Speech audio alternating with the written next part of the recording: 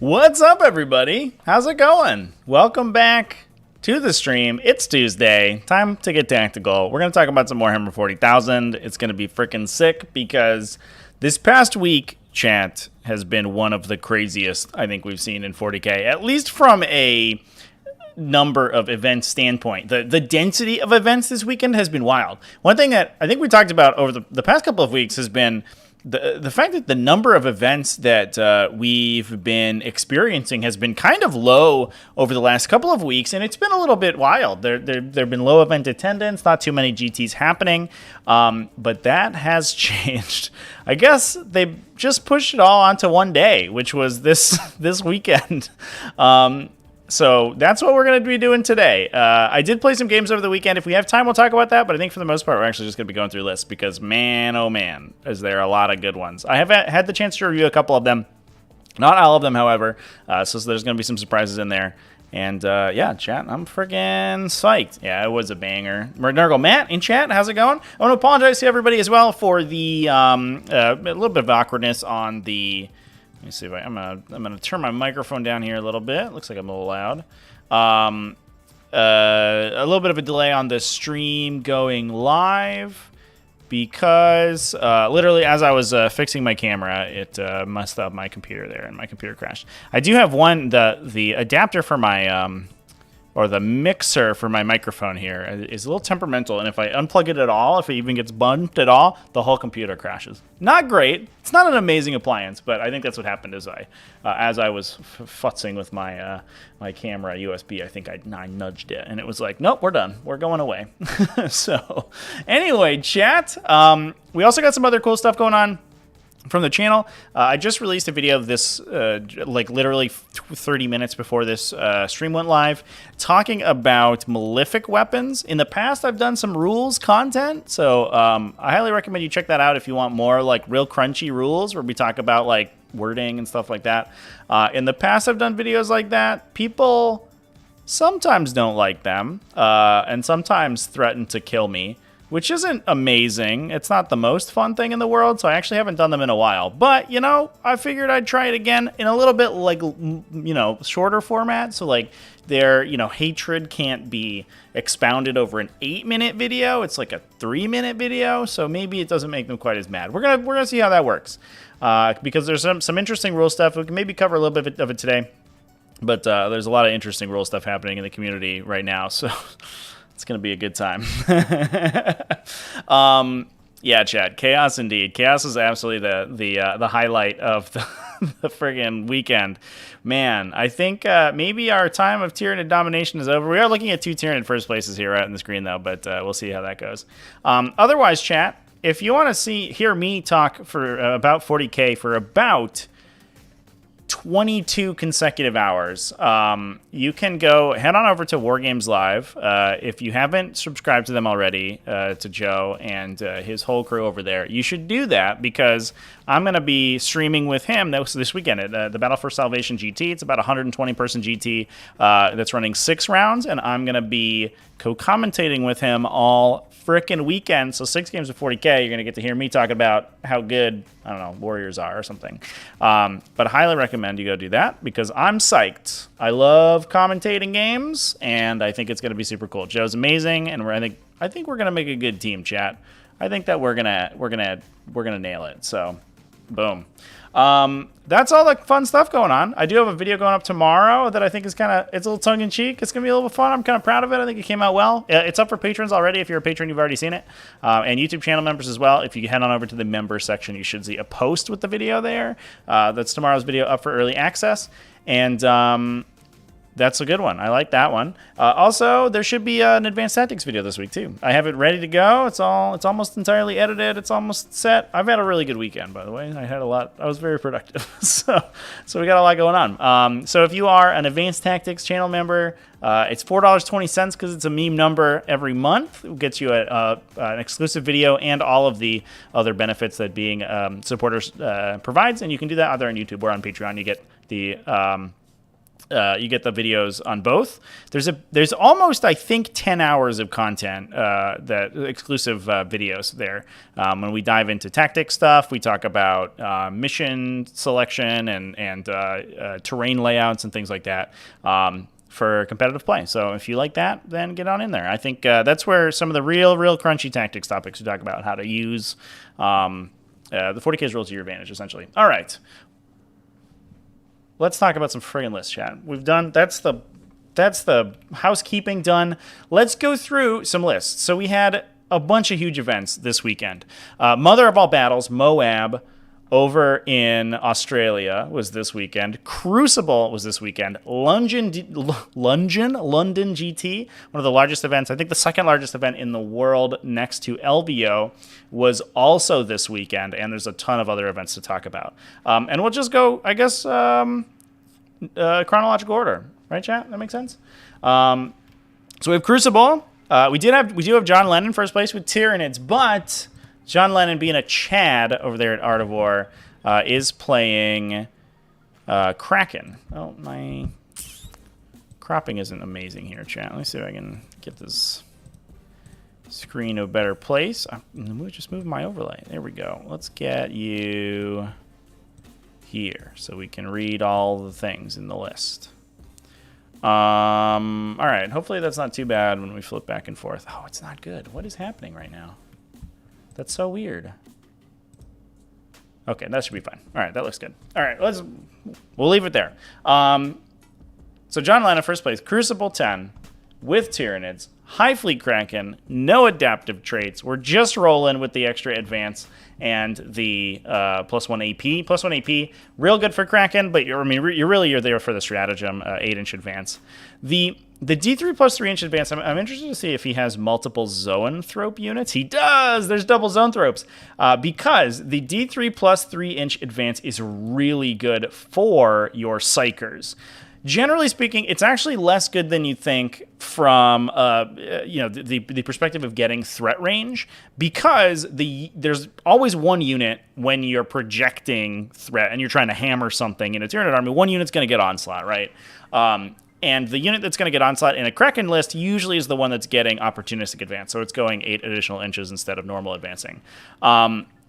If you have the Kraken adaptive, you can maybe fudge that a little bit, and you can just go the D3 plus 3 and hope for the best.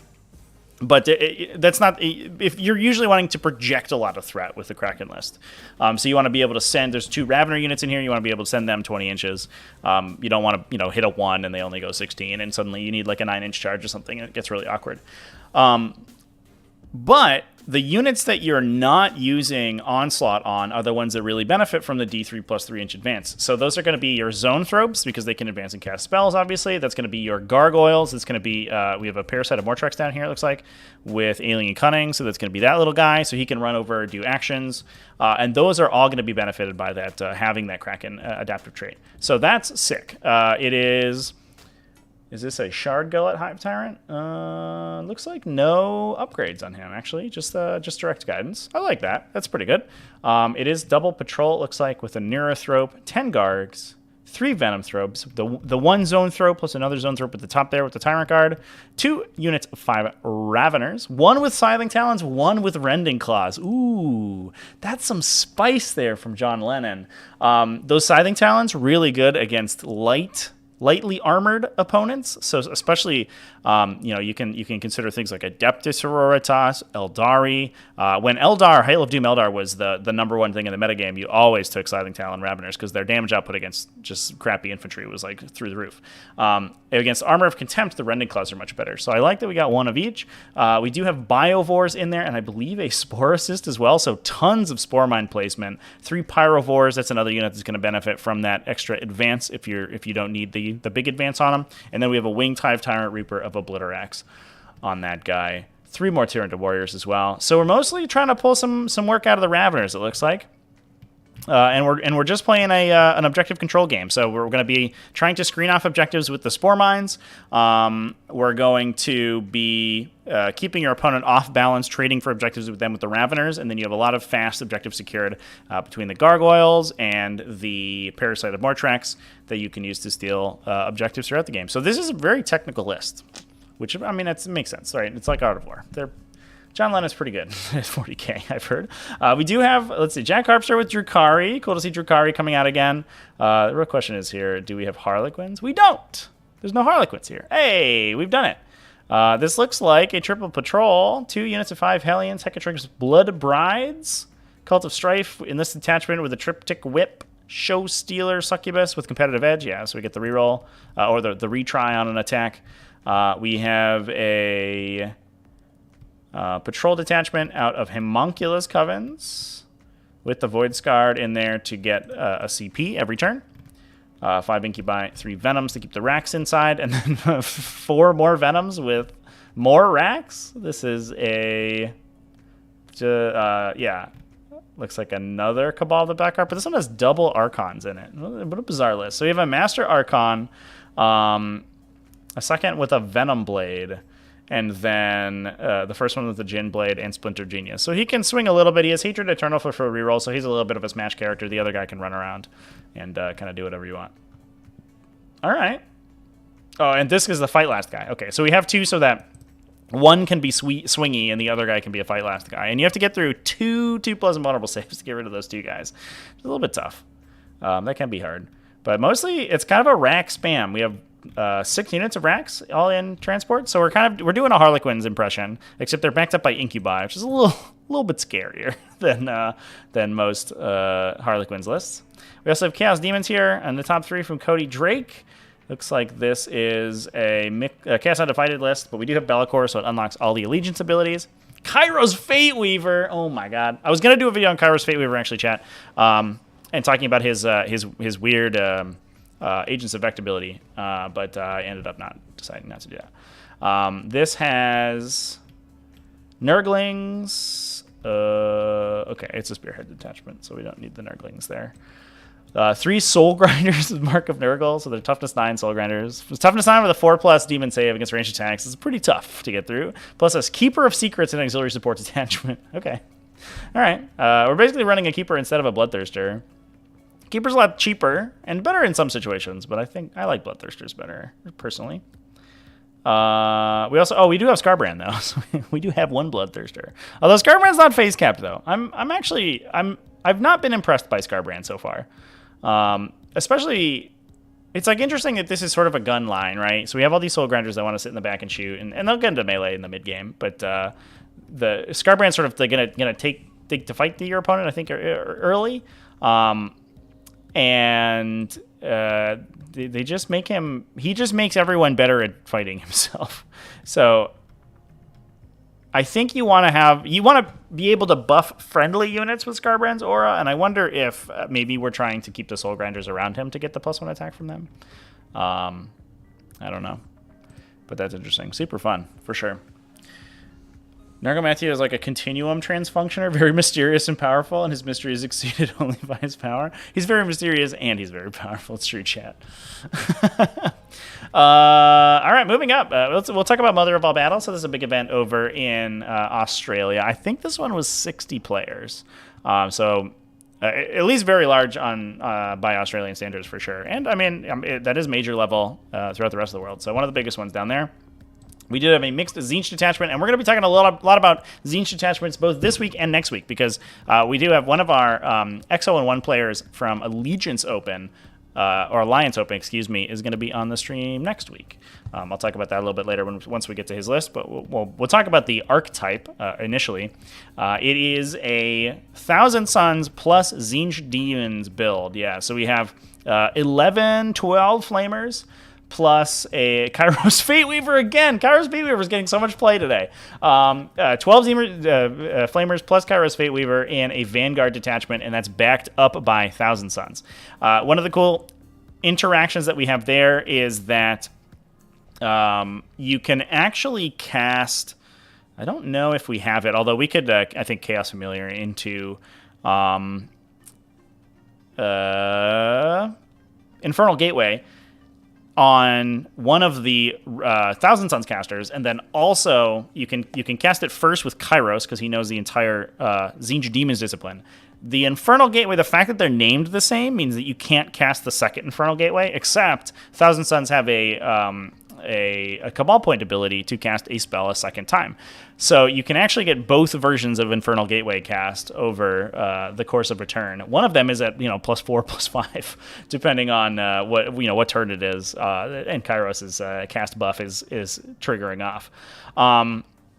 The Tzeentch Flamers, I think, generally also they give Chaos Space Marines a little bit of reach because they give Thousand Suns, a little bit of reach because the Thousand Suns obviously have a little bit of teleporting, but it's not particularly reliable because Umbrellific Crystal is in the list. It's a little bit awkward to cast off, and occasionally, you can have situations where it's not able to trigger, and then if you are we in Cult of Duplicity here? No, we're in Cult of Magic. So if we're in Cult of Duplicity, you can just fail your Sorcerer's Facade, and that feels really bad, or it costs you a bunch of Cabal points to auto pass it, which never feels good.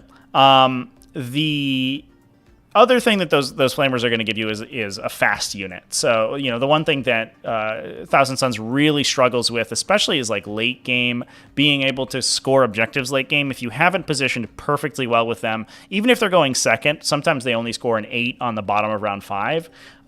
Even with a lot of their army remaining, because you have their redeploy screened out. They're not in a perfect position to move in. Some of the sorcerers are dead, so maybe you've lost some key powers, and you can't get these big bricks of Rubric Marines and Scarab Cult Terminators to where you want them to.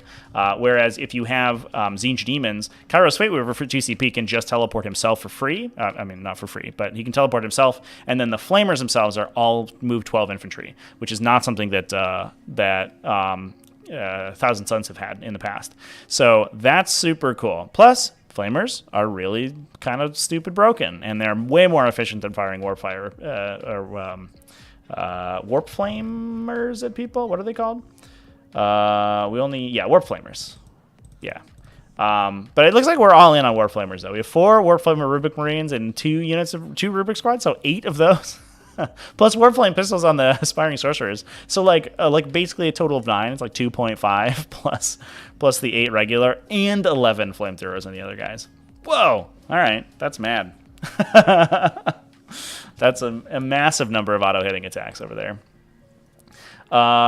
We did have a 5-0 Orcs here as well. So the classic Australian metagame going absolutely wild with the 5-0 Orcs. And Orcs actually had a great weekend. For a faction that's really underrepresented and is constantly... Sorry, I have something in my eye chat. Is constantly... the Orc player base is constantly complaining about how bad their faction is. They're doing not too bad. I don't want to say they're doing well, because they're certainly not on the same level that Chaos and Tyranids are right now. But they are really putting up a fight. So we have a 1-5-0 here. Out of Goffs... 10 Gretchen, 20 Beast Snagga Boys. Are we in kill rigs today? We are. 2 units of Squeakhog Boys, 3 Def Coptas, 2 units of Commandos, Beast Boss and Squigosaur, and a Weird Boy, as well as 2 Jets, a Blast-A-Jet, and a Blitz-A-Bomber, and Gaskell Thraka. So Gaskell Thraka is going to be on the table. He's just running around. But otherwise, it's 2 big kill rigs, 2 planes, and then a bunch of little units to run around and mop things up. So it seems pretty. It's a pretty classic Orc list. I think we've talked about similar lists so many times in the past. We also have an Adeptus Mechanicus X and 1 there. I think would be interesting to talk about. Look at this list. This is wild. It is a Martian list. So all of this Skitarii stuff gets the hymns as well.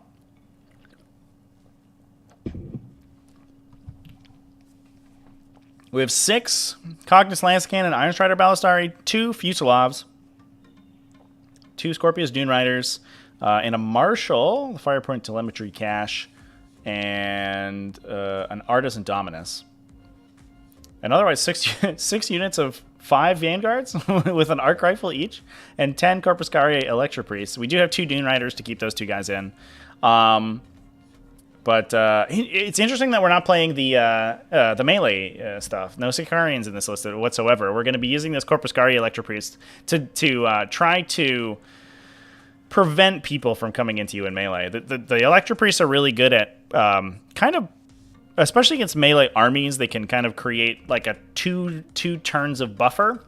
You have so many Skitarii Vanguard that can just run out and start grabbing objectives and screening, and your opponent comes in and has to charge them if they want to stop the Iron Striders from shooting you. Then you get to counterpunch with the Electro Priests, and if your opponent comes into the Electro Priests then and can't shoot them to death, you do have a fight last on them as well. So that you can actually you can their whole role in the Codex is as a counterpunch unit, but they're also very good at doing that. Otherwise, the amount of damage that this army puts out is insane. Iron Strider Ballistari, I think are still great. They're a little squishy, I think, is generally the consensus right now. But especially under Mars, they have so many rerolls available to them that they do tons of damage, especially being a core now. Now, what's interesting is that we don't have the relic on this Skitarii Marshal to give him reroll ones to hit and wound. I guess that's what the Dominus is for. But generally speaking, you want to have this Skitarii be the only guy who has to stand next to the big guns. But I guess not today. All right, moving on. We got some Chaos Demons to talk about. But we're going to talk about a lot of Chaos Demons over the course. This GT, Tyranids, Double Necrons, real classic, what you would expect out of the Warzone Nephilim meta game, I think. This is, I believe, just a Leviathan Tyranid list. It is, yeah. There is a Sporocyst in it, so it's a little spicy. A lot of people playing Sporocysts now. I wonder if people had registered Sporocysts, sort of assuming that Spore Mine screening was going to be like real meta to fight against like Votann vehicle lists, and I wonder if that just ended up not happening. Although, to be fair, the Spore Mine placement in against demons is really important. So if you're also worried about Chaos Space Marines and demons, I think the Spore Mines are actually really strong. They can movement block against stuff like Creations of Bile and the big Chaos Space Marine like Terminator bricks. And on top of that, none of those armies want to be taking mortal wounds. You have the same thing with Chaos Demons, where they don't want to be. Their effective range is very close, which means a lot of times if you're dealing with flamers or something like that, they have to move so close to you to attack you that they end up triggering Spore Mines regardless. They can kill the Spore Mines with smites and stuff, but that's smites that aren't going into your army.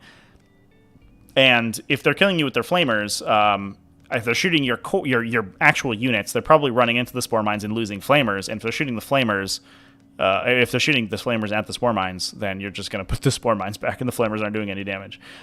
So the fact that those armies don't tend to have a lot of guns to be able to clear out Spore Mines before they get into relevant positions is actually really, really a big downside for them. So I do wonder if in sort of Sans Leagues of Votann post their nerf, I wonder if Spore Mines are actually going to be really good against those Chaos archetypes. We do Sky Slashy Boys making a little bit of an appearance here in this list. I love these dudes just for 45 points. They're move 12, and they can run onto objectives and things. They can get engaged in all fronts really easily, which is not a great secondary, but it is good if Tyranids are worried about being able to score.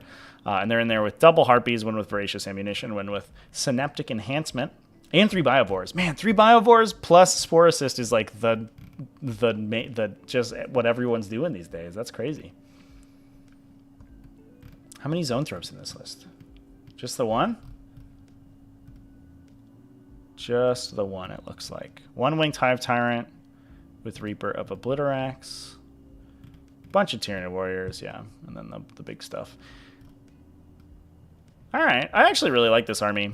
It has a ton of board control. It's 2x9 Tyranid Warriors. It has the Harpies that can just, they can run in and, the Harpies do Harpy things on turn 1. They take all your opponent's shooting, so then you can deliver the Warriors. But even behind the Warriors, it's so difficult to get stuck into the core of the Tyranid army because there's all these mines everywhere.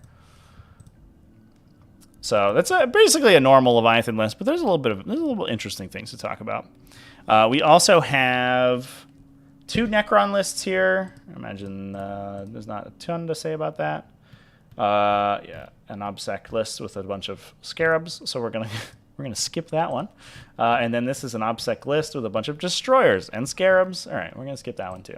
Good old Necrons. I appreciate that they're strong, but we know what they do, so we don't have to cover them too much. 40k Nationals here, I think another Leviathan list. It is, yes. This one, do we have a Sporocyst? Here's the real question. No, a Tyrannofex instead. But otherwise, mostly just normal Tyranid stuff. Can skip that one too. Sorry, 40k Nationals, you don't have exciting things to talk about.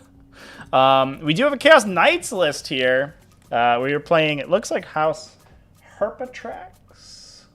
Yeah, so which I believe is plus wounds and a 6+ damage ignore on everyone, but I'm going to double check just in case, chat, because we don't cover too many Chaos Knights lists here. That is... Yeah, plus 2 wounds for War Dogs, plus 4 wounds for Titanic units. Good stuff.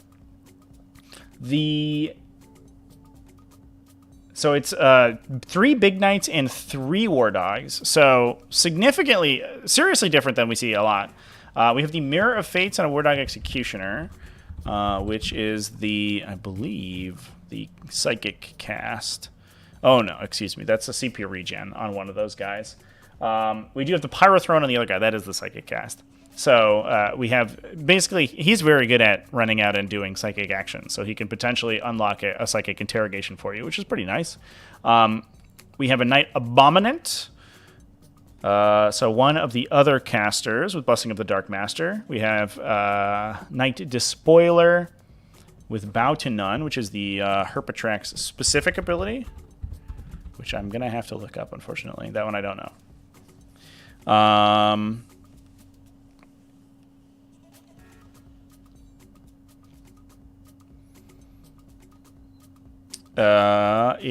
No characteristic modifiers to its profile, attacks, or moves. Okay.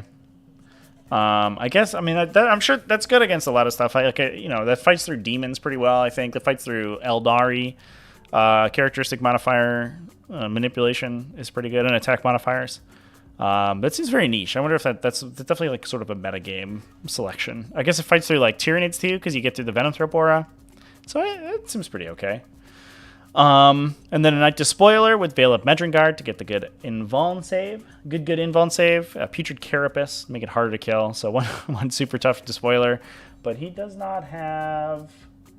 Doesn't look like we have the OBSEC on him. So he's just going to be running up to objectives and hanging out of them. I do like when we wombo combo the resilience upgrades alongside the objective secured to make that guy even tougher to grab.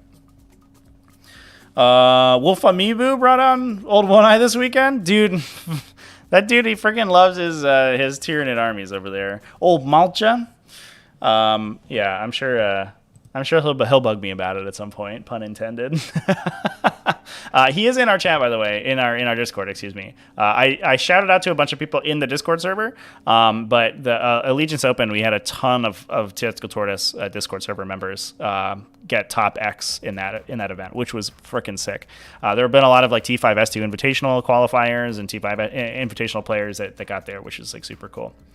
Michigan GT. This was streamed, I believe, by Mr. Joe over at the War Games Live. So you can watch all of the top games from this. We do have another good finish by Orcs. And we saw Monagudi Mani go X1 with Tyranid. So Tyranid's the only one X1, or only Tyranid's only at X1 there. But 2 5-0s, Tom Ogden playing Tau Sept. Looks like a big Crisis Commander Bodyguard unit, which is really interesting. Or Crisis Bodyguard, excuse me. We also have a Precision of the Hunter Commander with all the burst cannons, an Onager Gauntlet, and a Plasma Rifle.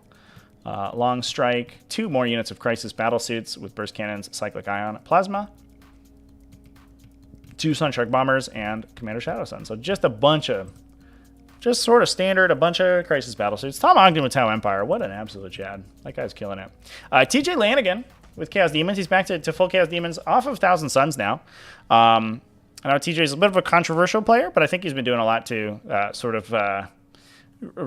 refresh his reputation a little bit there. So it is good to see. I don't know if he's had too much success. I see him a lot at X and 1, but it's nice to see him with a 5-0 now.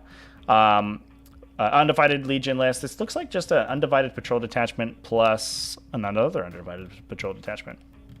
It's so interesting to see these lists that are not leaning on the Allegiance-specific Warp Storm powers, and I don't know what you spend your Warp Storm points on, honestly. I guess maybe you just like save up for heals. There's a lot of situations where the -1 to cast, or the -1 to be hit doesn't really matter. You can use some of the other ones in specific instances, but generally speaking, I think the allegiance bonuses are more offensive, which means that you get more control over when you use them, which feels good.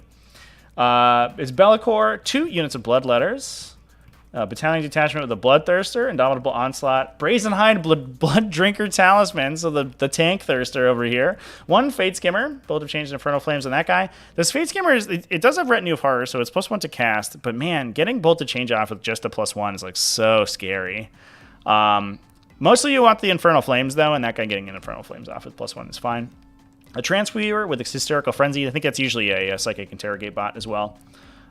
She can buff up the Demonettes if she wants to, but also she's just really good at casting ones, balance, or smiting, which feels good. 10 Bloodletters, 10 Blue Horrors, 10 Demonettes, and 1 Exalted Flamer. So we get the Flamer's up to Strength 6 with +1 to Wound, which is good, and then it looks like a grand total of 14 Flamers, excuse me. Almost the maximum number of Flamers you can take.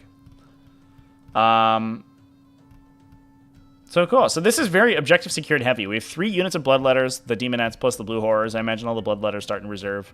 We have Bellicor, and we can potentially, if we're leaning on the undivided Warp Storm abilities, you can potentially extend the range of your leadership, reducing auras. And Bellicor moving up sort of aggressively means those Bloodletters can come out into a really offensive position, and they're pretty good at flipping objectives momentarily. They die almost instantly once they drop to the table, but they're just good enough to hit an OBSEC unit, kill it, and survive the swing back to flip the objective one time. And if you can do that enough times and you keep your opponent off balance by throwing flamers at them, then you'll eventually win. It's interesting that we have Bellicor without the Shrouded Step. So we can't teleport the flamers mid-game. That spell's so good, chat. Wow, that's crazy. I'm absolutely wild. Manic ended up winning Best General for Paint plus Battle Points. Yeah, Monarch's Army is amazing. It looks really good, for sure. I know I commentated a ton of his games over at Motor City Mayhem back in May, and damn, was he a good painter. He's also a really nice guy. He's like really soft-spoken and just generally like super cordial.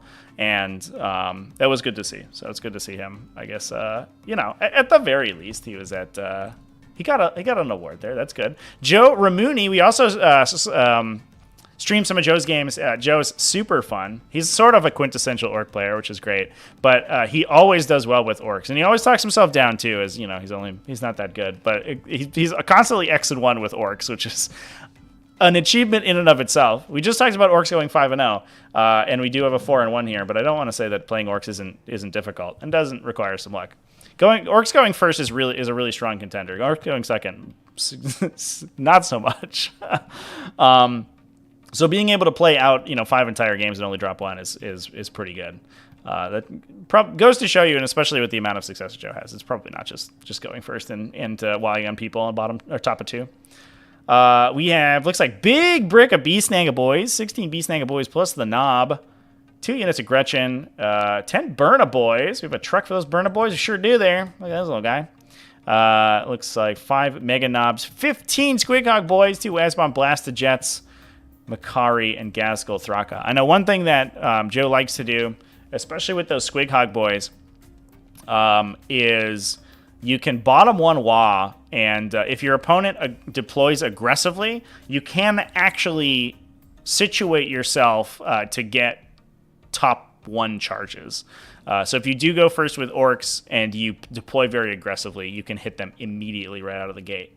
And if you have that aggressive deployment and your opponent doesn't have a ton of guns, obviously if they have a lot of shooting, you have to sort of consider things a little bit differently. But if they don't have a ton of guns and they have to move forward in order to deal with those Squighog Boys, a lot of times they open themselves up to a bottom 1 Wah anyway. And then with that advance in charge and that high base speed that they on the cavalry units, you end up taking this huge alpha strike because it's 2 Asbon Blasters just hitting you. It could be as many as 15 Boar Boys or Squighog Boys hitting you, and that is brutal. So could be bad. Plus, it's Gaskell Thraka calling the Wah, so you get both effects too. So the Asbon Blaster Jets go absolutely ham that turn. Good stuff. So moving on, we do have a 5-0 from Dustin Henshaw with Gene Stealer Cults. This is a bit of a smaller event, Chad. I think this was 22 players, but still, Gene Stealer Cults at 5-0 again. After just a couple weeks ago, we talked about Eric Lathuris going 5-0 with Gene Stealer Cults, and we had a couple X and 1s with Gene Stealer Cults in that same weekend, and now we have another 5-0 at a 20-plus player event, which is pretty sick. San Procopio, I know we've talked about him a lot of times in the past, playing Blood Angels. They got that last good sip of those Voids Men at Arms before they get absolutely dumpstered by the unfortunate new data sheet that they got. The big downside there, chat, is that, and I don't believe that I may not have. I did cover this, I think, in my video about them, is that they lost Warrant of Trade, so they can no longer enter Landspeeder Storms. So we have here a Landspeeder Storm to wombo combo with those guys to let them do some actions once they disembark. And that is no longer the case. It's very sad. And I think that there's going to be a lot of Space Marine players going back to Scouts, which feels bad for them because Scouts are not quite as good as Voids Men at Arms, at least not as efficient. Their Scouts are fine. They do more damage, but that's not really what you want those models to do. So yeah, Justin Henshaw with Gene Stealer Cults. We are running the classic Gene Stealer Cults wombo combo of sub-faction abilities. So for those who don't know, the Gene Stealer Cult sub-factions work differently than any other sub-faction in the game. Typically, for a chapter tactic style ability, you'll pick 2 out of a list.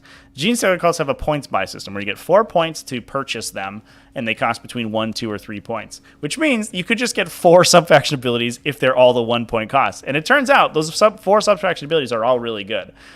So they, with their industrial weapons, so their lasers, especially mining lasers and saws, they ignore hit penalties, so especially for those heavy weapons moving and shooting or shooting through dense cover do not matter for them. War Convoy gives everything a 6+ damage ignore, everything that's a vehicle or biker.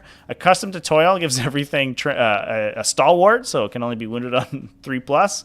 So, and then Cold Eyed Killers gives you rending and melee +1 AP on 6s. That one's probably just that's nice to have, but the other 3 are very synergistic because you have a ton of these big vehicles and bikes that most of those units have the heavy weapons in them, which then ignore the hit penalties because of industrial affinity. All of them are tougher to kill because they're accustomed to Toil, and then on top of that, get a 6+ damage ignore.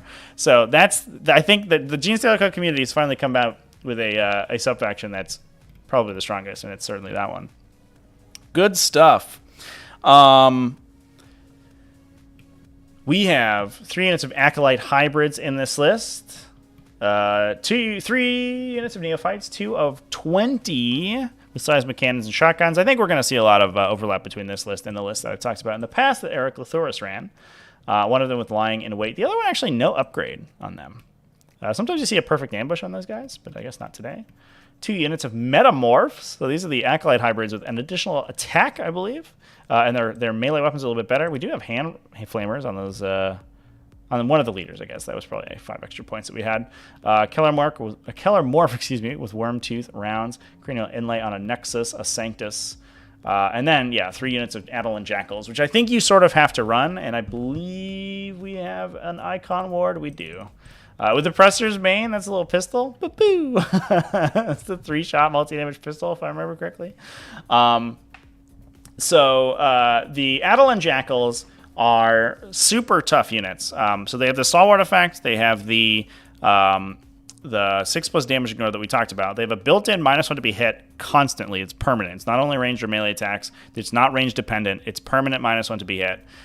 And they're 2 wounds each of toughness 4. Their defensive profile is not amazing, but it's fine. Then you add 3 additional defensive effects on them, and it makes it very difficult to kill the entirety of the unit. If you don't, the Acolyte Icon Ward can summon the cult back on those guys and just start regenerating them every turn. So the Adelan Jackals sort of buy you like infinite time for your big guys, your Goliaths to deal damage, and your smaller infantry units to actually start completing objectives. They do pretty decent damage themselves. I mean, they all have pretty decent guns. I think they do have a melee weapon as well, and they have 2 heavy flamers on the big wolf quads. And then there's 3 Reich Grinders there with seismic cannons. Good stuff. Good stuff. We did have a so this is an Iron Man event, chat. So 5 games all in one day. It was a little bit smaller. I think it was only 17 people, but it was a 5-0 Astra Militarum. So we know I have to talk about it. Zach Como with Astra Militarum. Camus? Who says that? Me, apparently. He's given all his characters funny names, which is great. So it's an Inquisitor. Pretty good. A company commander, Yeetus Deletus, alongside a Primaris Psyker and a tank commander with a siege, demolished siege cannon, 6 infantry squad. So we have 6 infantry there. Man, imagine you play Astra Militarum at an Iron Man event. You're just dead after 5 games, dude. I came in kind of expecting this to be Lehman Russ spam, and I definitely looked at this previously, and I thought it was Lehman Russ spam because there's a lot of Lehman Russ in this list. But there's also 100 infantry in this list. So we have a second caster here, an Astropath, alongside a command squad, just a single command squad with a heavy flamer, platoon commander, 3 Weird Vein Psychers, so 3 total casters, a Chimera, 2 additional tank commanders. This is a spearhead detachment, chat, so all of the Lehman Russ battle tanks in this detachment get objective secured, which is very cool. I believe it's only the Lehman Russ battle tank units. I'm sure somebody can correct me on that, but I think it's only the heavy support ones. But they essentially become troops if you're taking a spearhead detachment in Astra Militarum. 2 more tank commanders with demolisher siege cannons. No sponson mounts on these guys, so once they get locked in melee, they're really sad. But I think with 100 infantry, you're hoping that wouldn't happen. And then 4 more Lehman Russ. So it's the full 3 tank commanders. Are we playing spotter details? Did not put his sub-faction, chat. No wonder the tanks are a little sussy, chat, because we don't know what sub-faction they're in. With 7 demolisher siege cannons, I imagine they're expert gunners, gunnery experts and spotter details. But I don't know. It could also be Cadians. If you are in Cadian, you could take 4 tank commanders because you get Knight Commander Pask as well. But I don't think we're going to do that. So 3 full tank commanders, 4 Lehman Russ for a total of 7 battle tanks, plus a Chimera, and 60 infantry squads, plus 20 conscripts. Chat. Look at the loadout of the infantry. Meltagon, Voxcaster, Mortar, Sergeant with a Power Sword. These guys? Oh, plus a big PP. Yeah, that's fair. That's the Sergeant with the Power Sword there, dude. He's in order to be a Astra Militarum Sergeant with a melee weapon, you have to be well endowed, I think, because there's no way that dude is getting to use that melee weapon. That man is dead. That's so good on Zach there. 5-0 with Astra Militarum. That's one of the few 5-0s I think Astra Militarum have had in 9th edition so far, but it's good to see it. And I think, it goes to show you. We have a 5-0 with Orcs, 2 4-1s with Orcs, a 5-0 with Militarum this week, a bunch of Drukhari doing well. Really, like, the only thing we're kind of missing is, like, classic Space Marines, I guess. We had a 5-0 Gene Stealer cult. All of the Chaos sub-factions are doing really well right now. Tyranids obviously are ridiculous. Necrons are good. We have a 5-0 with Tau. Like, man, the metagame's so cool right now. It's just, things are advantaged, but anything can win, which is very cool. Moving on to the Goonhammer Canadian Open. Riley Tremblay with Adeptus Auroritas. Sort of a classic Bloody Rose list. Absolute Chad, right? Also, chat, just to reiterate one more time, the event ran 5 games in a day. 5 2,000-point games of 40k playing guard in one day. So it's 15 hours of 40k, plus breaks, plus setup. So you're probably in it for 18 hours. And you're playing 80 infantry and 7 tanks. And you have to play, in order to 5-0, you have to play a guard army perfectly. Like, what are you doing there? No Custodes? I guess that's true, chat. We are missing a little bit of Custodes. Yeah, we can find some. There's not many Imperial Knights this week. We did. Yeah, Custodes is a good call out. We did lose Custodes. I don't think we have pure craft worlds. We just have Harlequin stuff. So it's not perfect, but we're getting there. We're almost there. So Riley Tremblay here with Bloody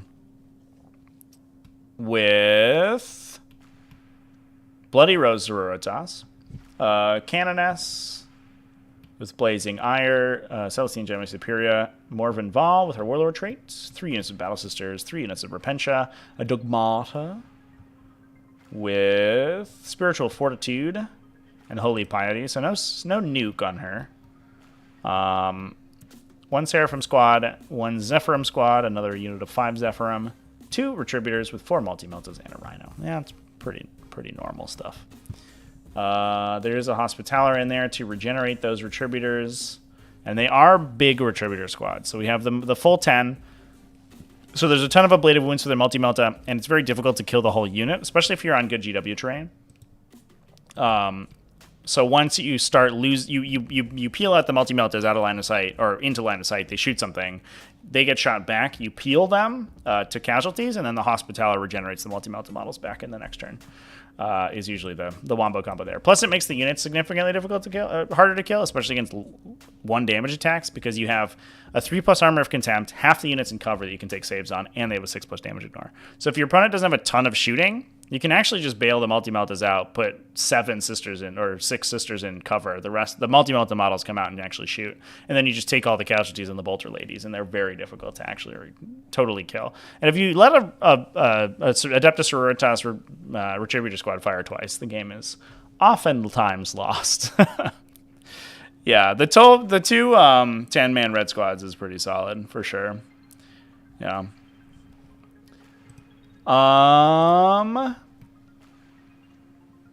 We have another 5-1 here. Orcs. Look at them go.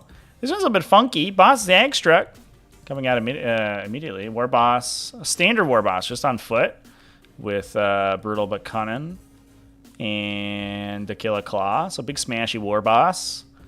A Weird Boy. 3 units of Speed Snagas, 1 unit of Standard Boys, 2 units of Gretchen, every single infantry we can fit on the table, basically.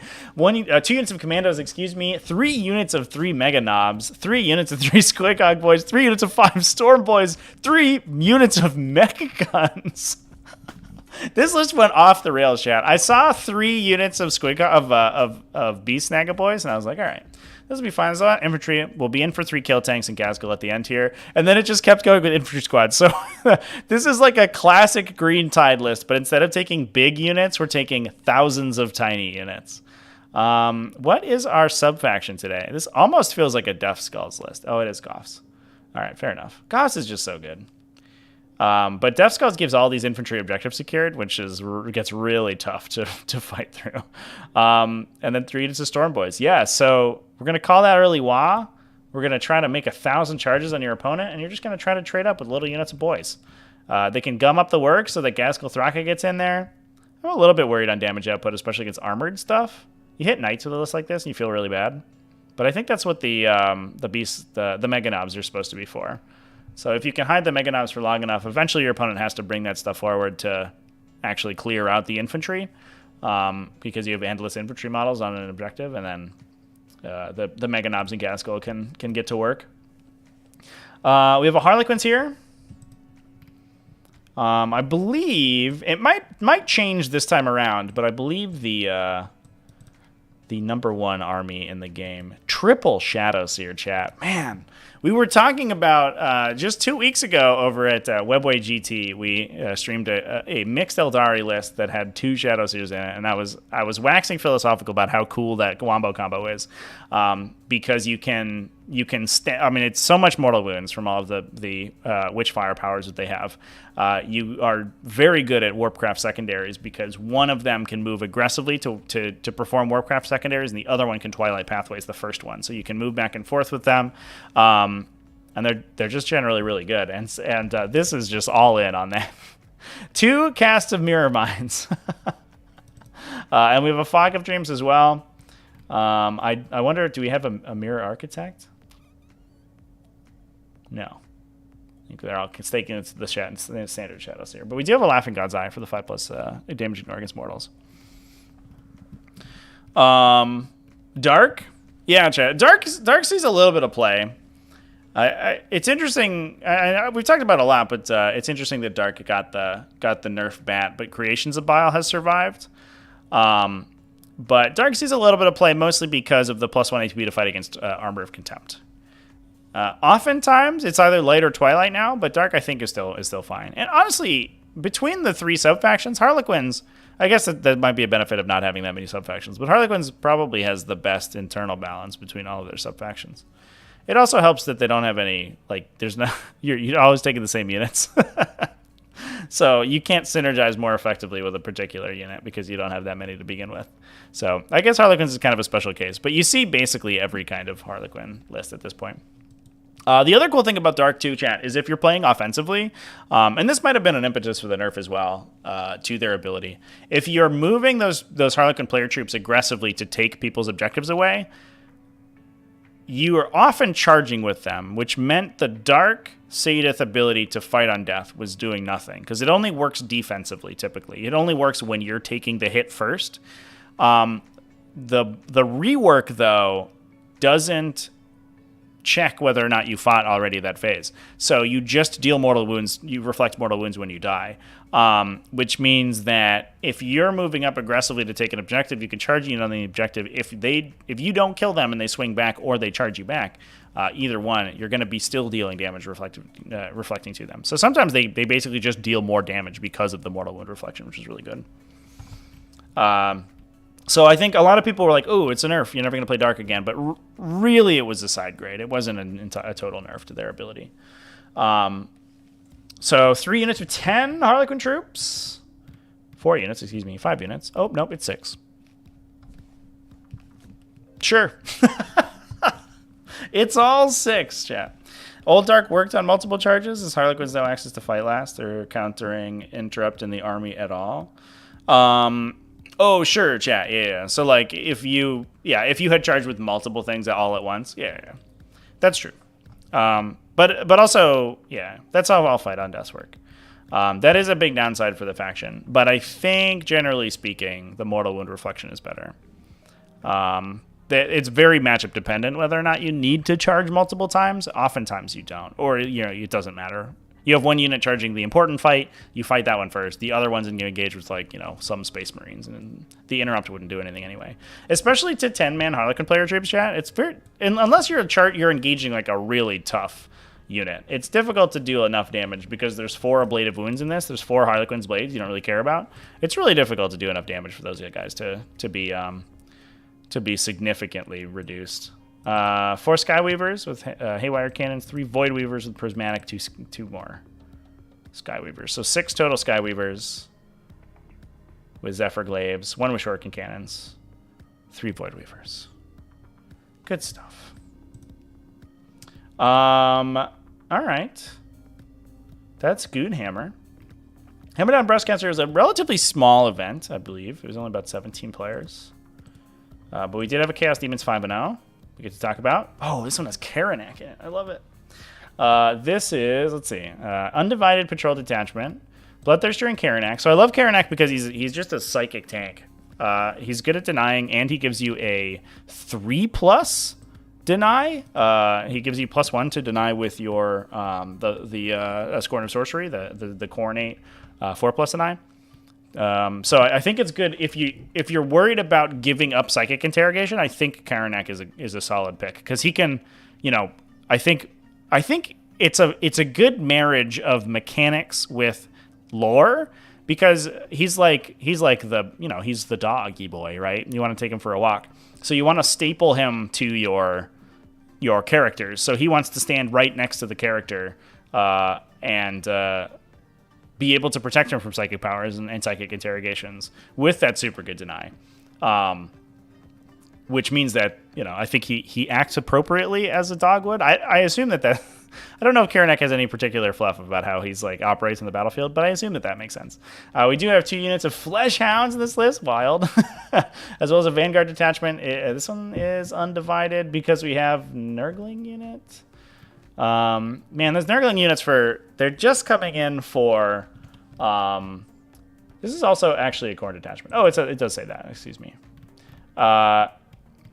This is there's Nurglings coming in just for Recover the Relics is so awkward because it really messes up list construction for Chaos Demons because they're the only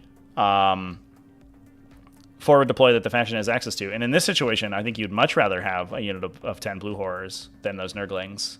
You cut something else, maybe one Flamer, and you get all the Tzeentch Allegiance abilities as well, but not today. Nurglemat, your list has 3 Fleshhounds? Tell me about the Fleshhounds, Nurglemat. I'm so interested.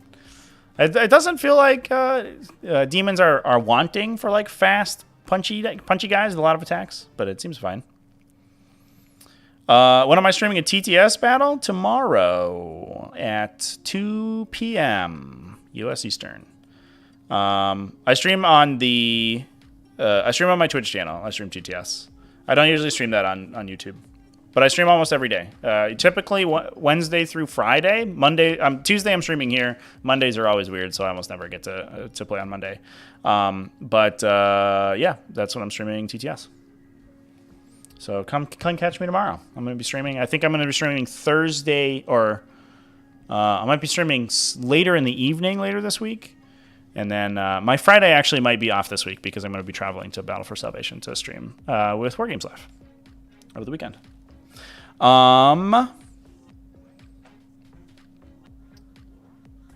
So this second attachment, Standard Lord of Change, Infernal Flames, Gateway, Master Mutator, so does an extra Mortal Wound on 2+ at the end of of its casting, which is pretty cool. As well as the Impossible Robe. We have a Burning Chariot in there as well with a Horror Infestation, so it reduces enemy psychic cast within 12, I think is what that does. I think it's probably 5 extra points we had left over. As well as 16 Flamers. Hell yeah, dude. Gotta get all those Flamers. This is a Flux Master in this one, so the midpoint between a Changecaster and the Fate Skimmer, he's on a Disc of Tzeentch, so he's not quite as slow as the Changecaster, not quite as fast as the Fate Skimmer, but he's also smaller and less expensive, although he doesn't get the Retinue of Horror, so he's not +1 to cast, which sucks. But, I mean, being 25 points less is a pretty big deal. All right.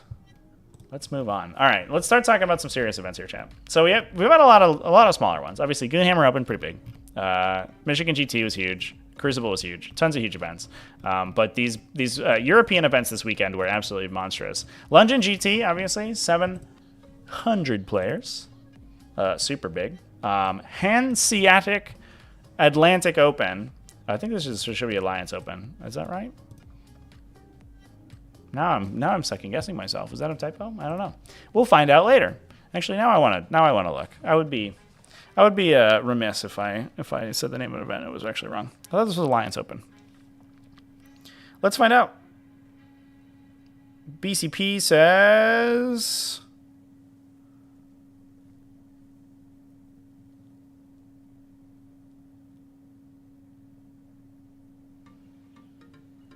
it is Alliance Open. That's wrong. Despicable chat. I'm glad I looked, though. All right. Alliance Open. Forget what this friggin' screen says. No undefeated player, because they had a draw in the quarterfinal round. So top 4 between Liam Vissel and Matthias Bellman that put both players into X0-1.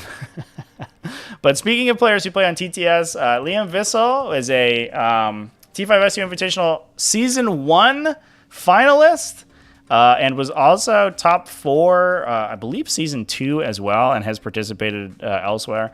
Arnie Zernt in 3rd place was also a Season 1 participant and has played a ton on TTS otherwise. And Malcha Hoff's Wolf Amiibo is in the chat all the time. He's plays on TTS constantly and has a Tyranid list that chat has said we should talk about, so we'll talk about that right there. 2,000 Suns in the top of Hanseatic. They're beginning to believe. Yeah, so it's I don't know if this is 1,000 Suns or mixed Tzeentch. It is full 1,000 Suns chat. Yeah, so this is where we really get to this Heretic Astartes domination chat. I know some people in the chat have been poo-pooing me about the name of the stream, but man, We have a mixed Tzeentch with Thousand Suns plus Chaos Demons. Another pure Thousand Suns at Alliance Open here. I almost missaid it again. And then over, obviously, London GT. Heretic Astartes winning it and taking third and taking fifth and taking sixth. This is just the Heretic Astartes day, I guess. Absolutely wild. So let's talk about the list that actually went there. Matthias Bellman playing a Chaos Undivided list. Looks like no Bellacore today, just bringing all the different boys. We have an Argath, Lord of Blades, Indomitable Onslaught, Bloodthirster. Love this guy. Who's the Warlord today? No brass hide on that guy. Or brazen hide, excuse me. Warlord is the Lord of Change with the Impossible Robe. All right, that makes sense. He is taking Incorporeal Form as the Warlord trait, so -1 to be wounded. Love that guy. He's tough to kill. Changecaster in there as well, mostly for a little Psychic Interrogate action, probably. Plus, they give the reroll once to the Flamers. 18 Flamers. I love this list already, chat. 18 Flamers. That's perfect. That's the correct number. Amazing. 2 Exalted Flamers and 1 Beast of Nurgle. That's pretty interesting. Difficult to kill. If you don't kill him, he just heals, so that's pretty strong. 2 units of 10 Blue Horrors to fill up compulsory slots. 2 units of Bloodletters. A little bit light on I guess, like, sort of useful OBSEC infantry. The Blue Horrors are a lot. I'm interested that we didn't take Nurglings in that slot, honestly. But the Blue Horrors actually do put out appreciable damage if you have the rerolls from the Lord of Change and the Changecaster together. They can start doing some damage to people. A Hellflayer, as well as an Exalted Seeker Chariot. Mostly, I kind of like these ladies because they are super fast vehicles, and so they're actually very good for secondaries because you can run them around. You can get Reality Rebels. You're probably not going to take any Engaged off fronts because Reality Rebels is awesome. Or you can just sink them into an objective that has, some random idiots on it, and you just get to trade, what is essentially a very fast, very cheap unit for probably flipping an objective.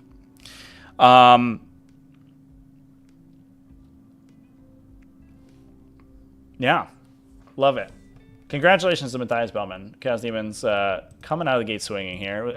X0-1. I'm glad we're seeing them hit the tables because the last couple of weeks I think we've been on that hobby lag a little bit where the codex comes out, and especially a codex like Chaos Demons that has so many like very big models in it.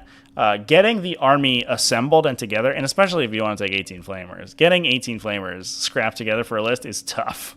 I think my local store had like 12 on the shelf at one point, and I don't know where you get the last 6. All right, I'm gonna skip Liam Bissell's list, chat, and the reason for that is that we're gonna be talking to him on stream next week. So Tactical Tuesday next week, we're going to talk about Liam and his games this weekend.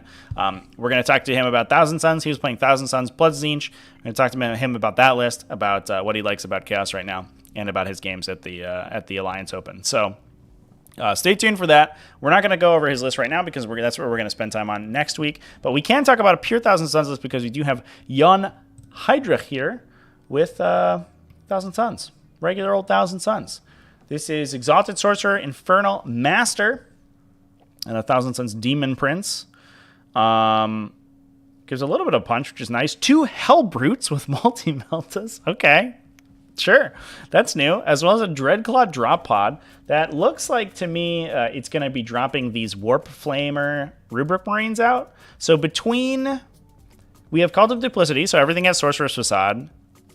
We have, do we have an Umbralific Crystal in this list? It doesn't look like we do. So we have at least 1 turn 1 Deep Strike on a Scarab Occult Terminator unit, and then you can also hit with 2 Warp Flamers at the same time with the drop pod.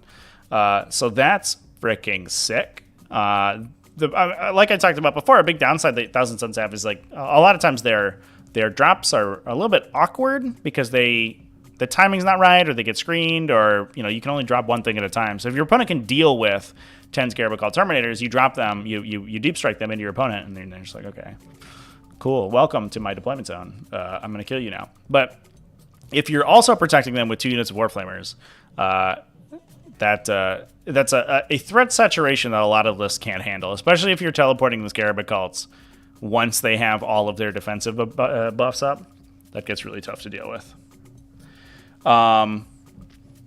1,000 Suns per inch is literally what you play, Dalton? All right, yeah. Well, tune in next week. We're gonna talk at length about that with Liam, which I'm super excited about. Liam's a phenomenally good player, so I think we're gonna get some good insight on that style of list from this. We also have 2 individual Chaos Bond, which is just good for the Cyberwolf effect. 1 individual unit for pretty cheap, who's actually pretty good, especially if you know, a lot of times you pay a couple points for a unit, and your opponent's like, all right, I'll shoot 2 bolters at it, and it's dead. But the Chaos Spawn, if you shoot 2 bolters at it, will just heal all of its damage. So they're actually obnoxiously hard to kill, sort of randomly, which means you get a lot of extra use out of the individual spawn. So I think the one interesting thing in this list is the 2 Hellbrutes, chat. But for how much is a 1,000 Suns Hellbrute? I'm gonna be honest. I don't know if I've ever seen an actual Hellbrute on the table, let alone a 1,000 Suns one. And I don't know what the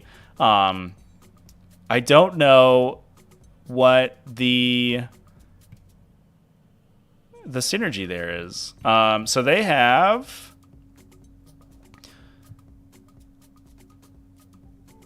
for 1 CP can get +1 AP, which is pretty cool. And they are, there's no points values in this list, unfortunately. So they are 110 points for a 3+ save multi-melta. All right. I mean, 110 points is pretty good, I guess. I guess I don't get it. What am I missing, chat? Are Hellbrutes like actually sick? Oh, 1,000 Suns one gets a 5+ invuln save?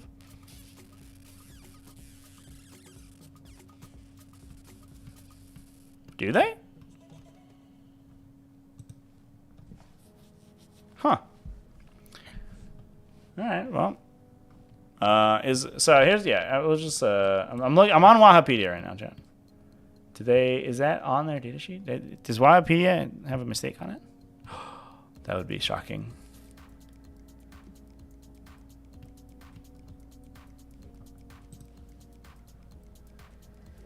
Interesting. I don't know, chat. Can you put them in the drop pod? I assume you can't, right? Dreadclaw drop pod is just infantry. Oh, you can take Contemptor. Yeah, only Contemptors. Oh no, 1 Hellbrute. So you can put 1 Hellbrute in the drop pod. All right. Well, that's something. That makes sense there. Oh, it's from the faction keyword. It's not an ability that they have. It's because of their faction ability. Oh, I gotcha, chat. I'm sorry. I don't know why this isn't particularly well situated for people to actually look at it. It's because of the faction keyword. All right. I'm glad we're having this discussion, chat, because this is throwing me for a loop right now. I'm just these Hellbrutes are sending me. But they don't have.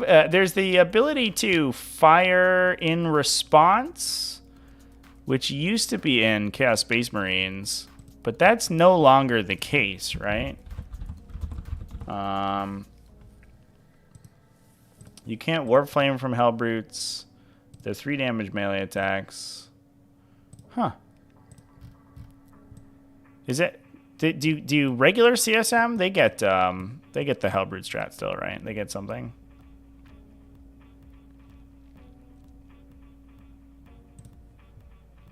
I'm sorry I have to look all this stuff up, chat. This is not a unit that I've spent much time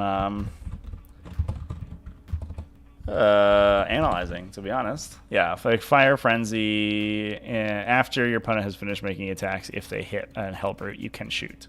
But you can't do that with the 1,000 Suns one, because you don't have that stratagem. So, interesting. That's the most exciting part about Hellbrutes to me, to be able to spend CP to get additional multi-melta shots. But I guess they're just a guy, right? He's got a... I mean, in fairness, chat, you don't get access to good multi-melta platforms in 1,000 Suns that often. So I think Hellbreeds probably just fill a slot, fill a niche that you can't really get much elsewhere in the faction. This Garbo called Terminators do a great job, but they're expensive, and you don't want to always be sending them to deal with threats. So being able to just like drop a Hellbrood on a flank to deal with some Space Marines or whatever, and you kill 1 or 2 with your guns, and then you charge them and you punch them to death, like that feels good. Can you Sorceress Facade them, chat? Sorceress Facade. Infantry or monsters. So you cannot Sorceress Facade them. These seem very anti-synergistic to a lot of the rest of the list, to be honest. But you know what? Jan Heydrich knows way better than me because he actually 6-1-1 Alliance Open. And what have I done? I just have a crappy stream where I wonder what Hellbrutes do for way too long. So, there's 2 Hellbrutes in that list, and it was a good list. Cool. You know what? That's sick. Yeah.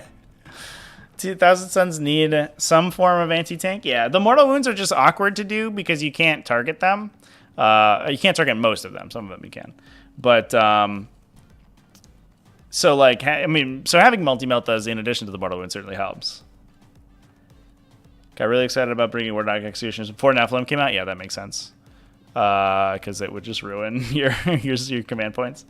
And it ruins your stratagem access too, right? Can you take them as the individual War Dogs as agents of chaos? I think you can, right? But the command points is really brutal. 1,000 Suns with no command points feels really sad. Arnie with Harlequins here. Anything interesting? We do have a Blaze of Light, a bunch of Star Weavers, actually double patrol. Interestingly, 1, 2 Shadow Seers, love it. Troopmaster with Shagarax Rose and Queen of Shards, so the ignore invuln saves on a 5. Looks like 6 Harlequin troops with a mix of Neurodisruptors and Fusion Pistols, 2 of each. A Rift Ghoul Death Jester, a Lord of Crystal Bones Death Jester. I love these Death Jester builds. Alongside 8 Star Weavers with 2 more Harlequin troops. Yeah, so we're just spamming a billion Harlequin troops here. Pretty normal. No Sky Weavers or Void Weavers, which is a little bit interesting. So a lot of times, you want to be able to like trade us individual Harlequin Trooper squads off and to be able to do things, and then the rest of the army sits back until late game, which is where the Void Weavers really come in. But Arnie here playing all out aggression with those guys and getting those pistol damage in. And then last but not least, you have Tyranids there with Wolf Amiibo.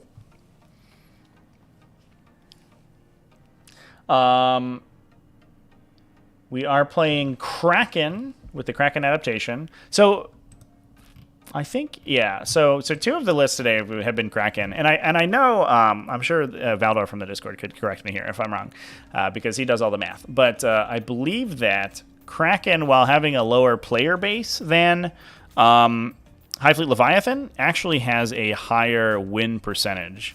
So the Kraken lists tend to do better, even though they're less straightforward, so less people play them. So I think it's that, generally speaking, the very good Tyranid players are maining Kraken versus over Leviathan, but for the most part, you're still going to see Leviathan, which, you know what, I absolutely love, because I think the Leviathan playstyle is really boring and really lame. It's like really a sort of first order optimal, like move forward, hopefully you win. You can win. With occasionally very few expressions of skill, which is kind of, I think, impinging on my own skill, because I've been playing a lot of Heavy Leviathan prior to playing Demons. But man, was it good. But sometimes you just got free wins because your opponent, didn't roll high enough, couldn't deal with your permanent transhuman. It never felt as good to win with Leviathan, but I think it was a little bit more consistent. But that said, High Fleet Kraken, if you're able to use them well and use the abilities that they have a little bit better, you can certainly do better with them, I think. With Resonance Barb Neurothrope, the Swarm Lord. I think Swarm Lord's great in Kraken because you're not good at standing on objectives, so you have to play more aggressively to take objectives, which means that he can run forward. He can point at Raveners, and the Raveners run forward and flip objectives over to you. It also makes, if you have small infantry units, which we do have 10 gargoyles here, it makes them slightly better at taking objectives. Since you only need maybe 4 or 5 on objective to usually grab it. 5 Tyranid Warriors, so a little trading unit. 5 Raveners. Death Leaper with Alien Cunning. And that's an old combo there, chat. That's a pre-nerf combo for the 120-point Death Leaper. Individual Pyrovore for 40. This feels like a list that was built when the Codex came out and never changed. It might actually have been the case, too. 3 Tyrant Guard, Old One Eye, and a Winged Tyrant with Reaper of Obliterax. 10 Gargoyles, a Maliceptor, chat. Wolf on Mibu playing a 6-month-old Tyranid list right here. A Maliceptor alongside a unit of Zoanthropes. The Maliceptor does work well with Hive Fleet Kraken because you can put your buffs on it, you can hide it behind terrain, and then with the turn you want to Psychic Overload into people, you can 8-inch advance the Maliceptor, since it's basically just a melee unit, except it rolls its attacks in the Psychic phase instead of in the charge and fight phase. And then we do have an individual Screamer Killer for Old One Eye to hang out with there. This list is wild in chat. So, in terms of the units that are actually holding objectives, it's really only the Raveners and the Warriors, and then the Gargoyles. The rest of the list is 5 monsters and some Zoanthropes, basically. Nuts. What is the... So the Swarmlord can only target basically 3 units, right? He can target the Warriors. He can target the individual Pyrovore if he wants to. He can target the Raveners. And the Tyrant Guard, I guess. Are we single Tyrant Guard? Yeah, we are. And he can target the Screamer Killer. So he has enough to do. It does feel, especially since half of the Swarmlord's efficiency is wrapped up in rerolls, and we're not getting too many rerolls out of that guy. He's good on the Screamer Killer, to be fair. And it does save you a CP over taking Direct Guidance, which you probably want anyway, because for 1 CP it's really good. So we're basically just converting our CP into the points spent on taking the Swarmlord. But for 240, that's a lot to only affect a couple things in the list. But the fact that it's so fast and you can really keep your opponent off balance with that super speed, I think maybe makes the monster list a little bit better. You're easier to kill than you are in a Leviathan list, but the fact that you can trade for an objective with Raveners, trade for an objective with Warriors, like you set up for your Warriors next turn, you flip an objective again, you keep your opponent down to 4s on primary, and then at that point, suddenly there's a Maliceptor in your face, and you're like, dang. Like now not only did I get 2 4s on primary, but then my army died, which is pretty cool. The Maliceptor Imperative is amazing in MS unit builds. That makes sense. I do miss the Maliceptor Imperative for sure, and especially with units like I guess it doesn't make so much of a difference for Death Leaper, but because she has Alien Cunning. But like the Swarmlord, for example, could point at the Gargoyles, and then the Gargoyles can advance to an objective and flip a banner onto it. They can steal it from their opponent because they're obsec, and then they can flip a banner onto it. So there is synergy there. I do wonder if it's like, I guess it's double patrol, so you're out of HQ slots. But I almost wonder if you'd rather have like a Turbogon, basically. All right. So that is Hanseatic Alliance Open, not Atlantic Open, Alliance Open. Let's move on to the London GG chat. The biggest event of the weekend, one of the biggest events in the world. Let's talk about all these top 8 lists. So I believe that the numbers broke down to, after 5 rounds of play, there were 22 undefeated players. They cut that to only undefeated, played a shadow round at end of day 2, and then cut the remaining undefeated to another event, round 3. Day 3, which was Monday. So they played this finals yesterday. So it's a damn good thing that we record on Tuesdays. Nailed it. The finals were actually streamed, chat. I know it didn't. I don't think a lot of people realized. I saw some people tweeting, and I replied to a couple tweets of people like, "Oh man, LGT finals weren't streamed. Like what a sham of a competitive game, tournament." They were streamed. They were on Facebook though. So not a lot of people caught them, but I did. There is a link to it. I think a couple links I posted to the final streams on my Twitter account. So if you want to go check those out, they're linked on my Twitter. Finals ended up being Alexandre Chacot. Just gonna hope that pronunciation's right. Versus Fucini Nassim, who is a friend of the channel, has been on many times before, but usually with iron hands. Yep, it's Facebook chat. Yep, absolutely. Yeah, and it seems like a lot of people were mad that they were like, "Oh, this wasn't streamed. What a travesty!" Like, oh, but it was though. So I don't know what to tell you, man. Moved to Tau Empire. I think Fucini's a little sad with Iron Hands right now, which is fair. Outside of Blood Angels, sort of Space Marines have been pretty sad for sure. Yeah, I mean, to be fair, Facebook is a dumpster fire. So we're working on Breachstorm right now, which I talked about in the last week's video. Breachstorm.com, !Breachstorm in the chat. There's a link in the video description if you want to check it out. And we have a Facebook group for that. And I've been posting things in the Facebook group, but it's the only reason I've been on Facebook in ages. It's like usually I'll post on Tactical Tortoise and I'll interact with people on Facebook on Tactical Tortoise, but I never post anything personally. So it's been weird to like log in again and like actually see people. But I've been trying to get one of my partners to do that so I don't have to work on it. I'm like, I just want to stay logged into Tactical Tortoise and not deal with any of the other pages. If we could do that, that'd be great. And that is my story about Facebook. Let's talk about 40k lists, chat. Don't think any event owes the community streams. I don't disagree, chat. Yeah. I mean, especially after having done them myself, live streams are, and especially for like a team, you know, an event has a lot of stuff going on. You have to make sure everything's running smoothly. You have to make sure that the judges are well taken care of. You have to make sure your volunteers are doing what they need to, that the venue's happy, that there's so many things happening. A stream takes tons of time and is usually super expensive. And so the fact that people would be like, well, why don't you just stream? Like, it's not that simple. My stream setup is really minimalist, to the point that it's kind of, it's not great. I should probably upgrade. I think I need a new rig to upgrade, to be fair. So if you want more cameras on my streams, subscribe to me on Patreon. But it still takes me about 90-ish minutes to set up before an event. And then every round probably has 20 minutes of additional setup. And then there's also constant troubleshooting. People knock cameras over. You have to recharge your microphone batteries. There's so many random things that you have to do in addition to streaming.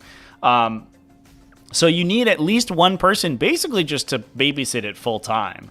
And large events don't necessarily have like a random person they can do. Not to mention the fact that it probably takes them $2,000 or $3,000 of equipment to do. It also takes them an internet connection, which a lot of venues will charge them $2,000 or $3,000 to use. Especially if you're at a big event like a convention center, those are designed for business conventions that have that have like unlimited budgets essentially. So they gouge the fuck out of you. Adepticon for a hardline internet connection, I think charged you $400, which was insane. You could get Wi-Fi over the course of the weekend for like $150, but if you wanted them to run a cable to, I had a booth at that for a couple years at Adepticon. If they wanted you to run a cable to you, they would charge you like $400, which is wild. And that was, I think, only if the event had already paid for the internet, a hardline internet connection to begin with. So I understand that people want these large event streams so that there's there's hype and there's accountability and stuff like that. But man, you can't just expect it because it's so hard and it's such a strain on the event's resources. And they don't make any money. I can speak from experience. Live streaming 40k is a big waste of time. That's a huge money sink. And an event, like, it's advertising, which is fine, sure, but I think, like, literally they would probably be better served spending all that money on Facebook ads. Yeah, this sort of a community entitlement to live streaming at this point is a little bit wild. Now, if they were like an organization that consistently put out events, or they were, you know, the game itself, I think that there's like a little bit of a different discussion there. And LGT, like, to some extent is, but but the larger the event goes, the more difficult that logistics are, and I don't think 40k is big enough to support, you know, being able to support these enormous events and also having a live stream team. That is what I have to say about that. But yeah, thanks for Chris G, and thanks for getting me on that tangent there. I totally agree with you, man. I think live streams are great. I think more events should live stream, but man, do I not expect an event to do that. They could charge to watch the stream like $5. No one would buy that, though. No, you're wrong. No one would buy that. War Games Live is free, right? The problem is that gaming content is only, you know, gaming content is most people's hobby. Full on. So people just do it for free. And you're competing with people doing it free of charge and, you know, just based off donations, you know, myself included, right? I stream constantly and I stream events, but and it's a significant portion of my living right now. But I am certainly not the only content creator out there, and the vast majority of other content creators do what they do, you know, not getting anything out of it.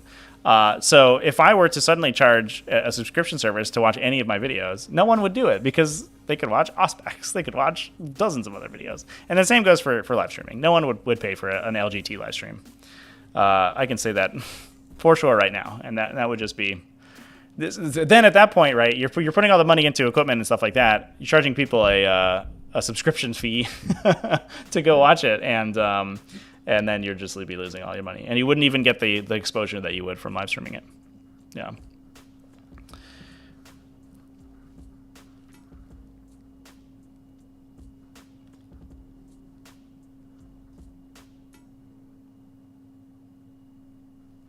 Anyway, chat. Let's talk about some lists.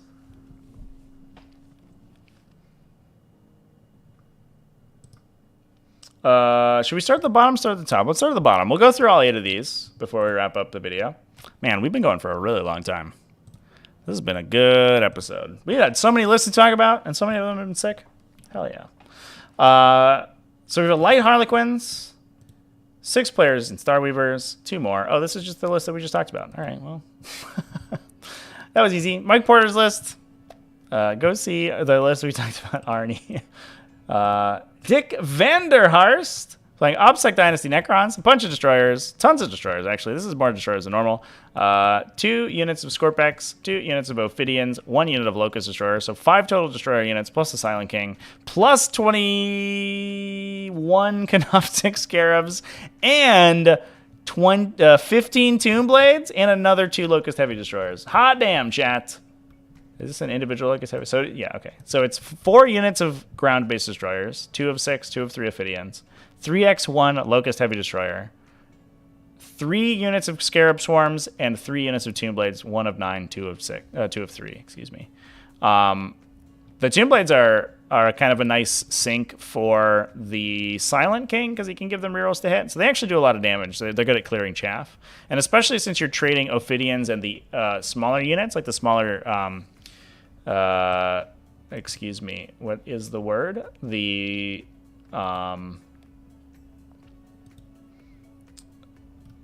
smaller Canoptic Scarab Swarm units, then you don't necessarily need them to push forward too far. You have a list like this for Necrons has so much forward momentum that it's easy to get multiple turns of shooting out of these big, huge units. Which is why you're seeing a lot of Locust Destroyers more recently, but also this works too. And I imagine that we have a Veil of Darkness somewhere in here, so we can veil those guys.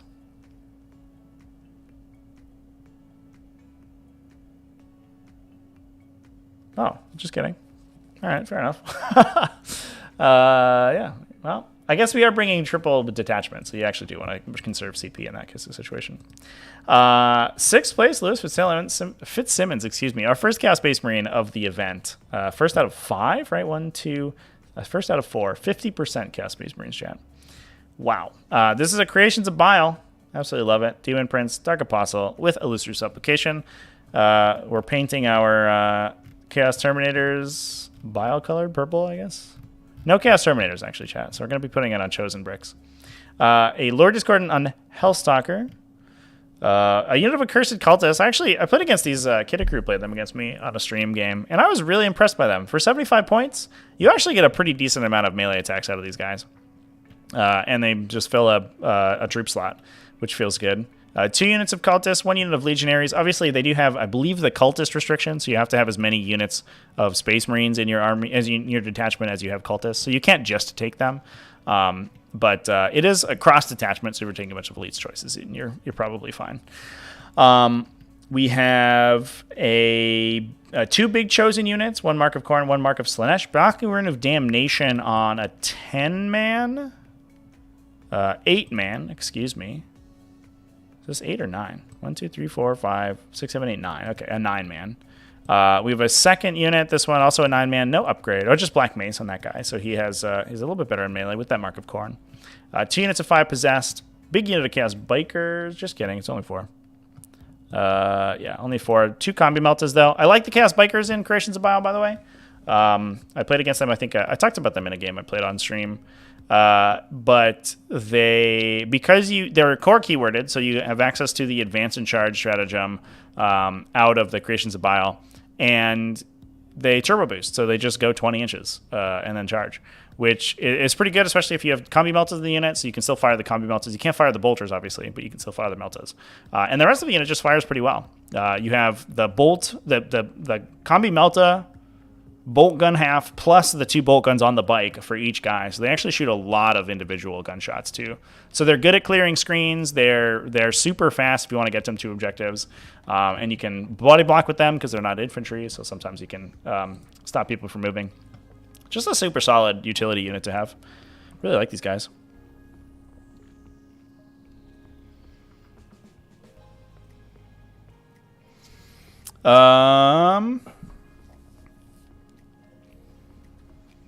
People already do pay to watch Art of War and Tabletop Titan streams. Yeah, that's a different situation though, right? Like I don't know. I don't know if this is where this is worth talking about, chat. Paying a subscription to a group of personalities that stream regularly and also stream free content that they can use as advertising for their subscription service is wildly different than paying to watch an individual event.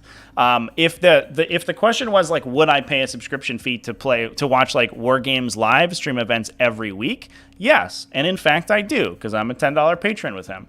But would I pay $5 to watch a single 40k event? No. Probably not. I mean, I might because I would maybe watch it for content, but I don't think 99% of the people online would watch.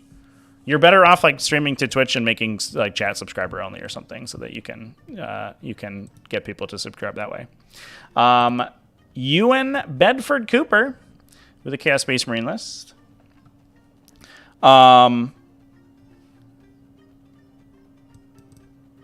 This is also Creations of Bile. So interesting. I think we saw Emperor's Children at the top, Creations of Bile at the bottom of the top 8 here. But both of these factions are so similar, which is very cool. Both of them have speed enhancers. They're both excellently good in melee. They're also both good at sort of taking the hit, because one generally gets fight first, and then the Creations of Bile has fight on death. The Creations of Bile, I think, better in a in a melee mirror, but Emperor's Children deals with guns better. If you hit COB, if COB hits a really strong gun line and they don't have amazing terrain, I think they just fall over.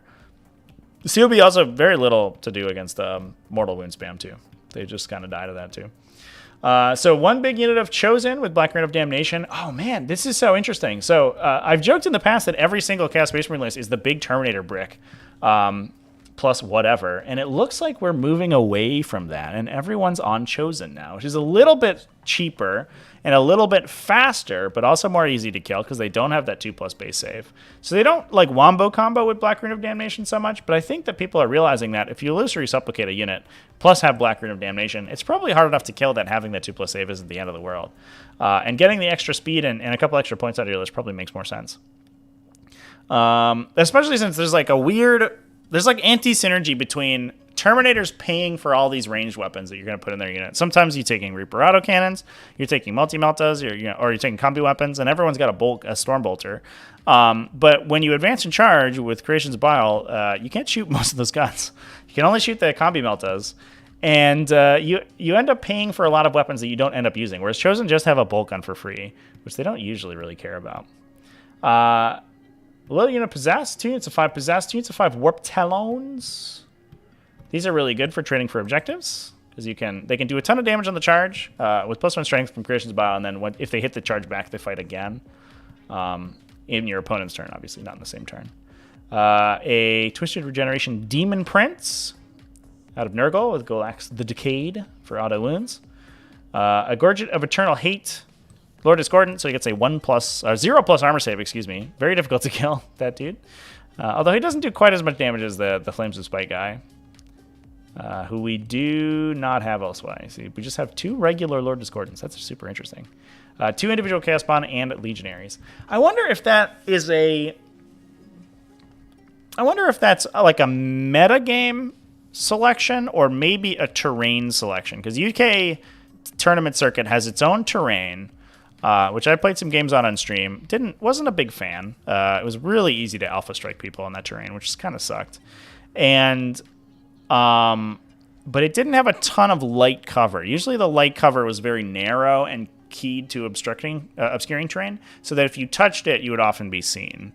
Whereas if you fly over the States and you go to U.S. Open terrain layouts, then light cover is everywhere.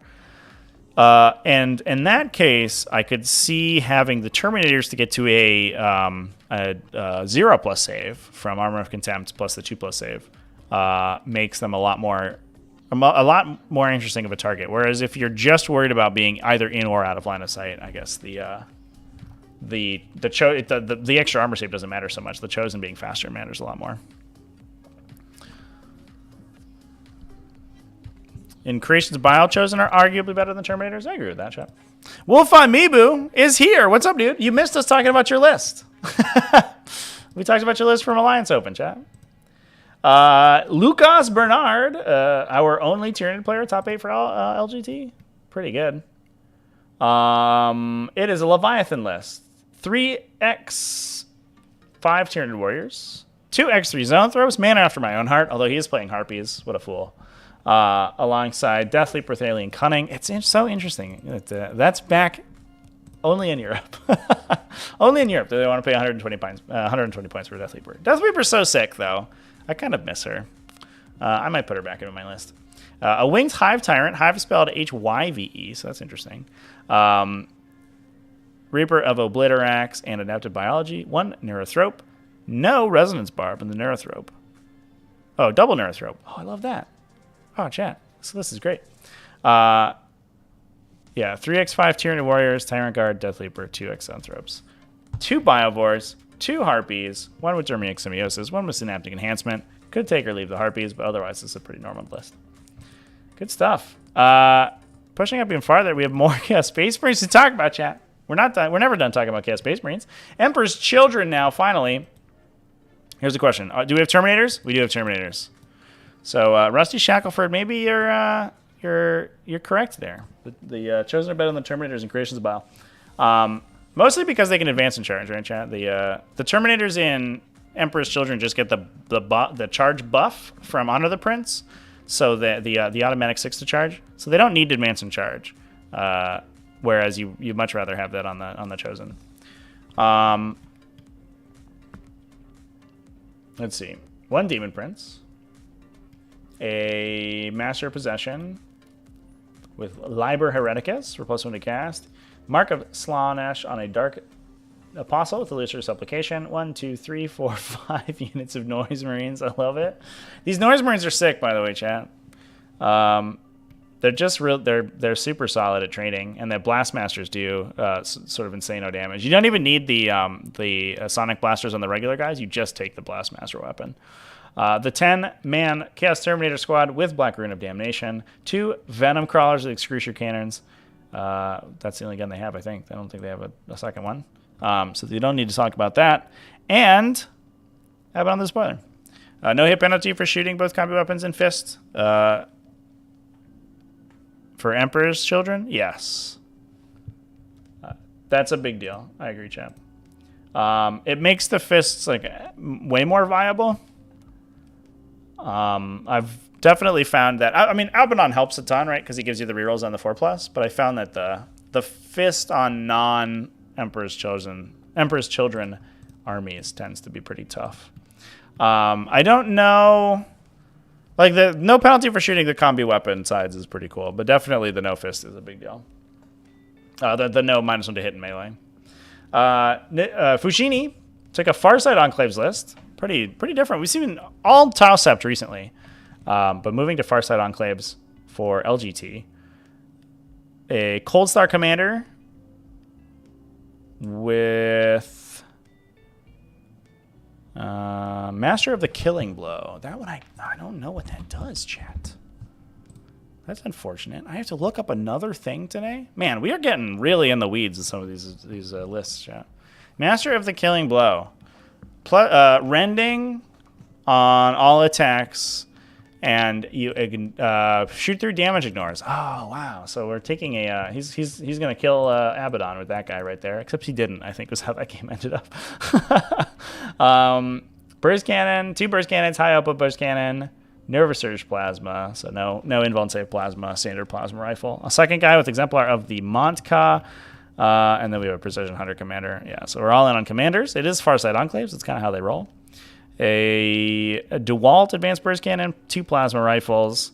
I love these. The Plasma Rifle Crisis Commanders have been the best thing, I think, in my opinion, in Tau. They're so consistent damage over the course of the game.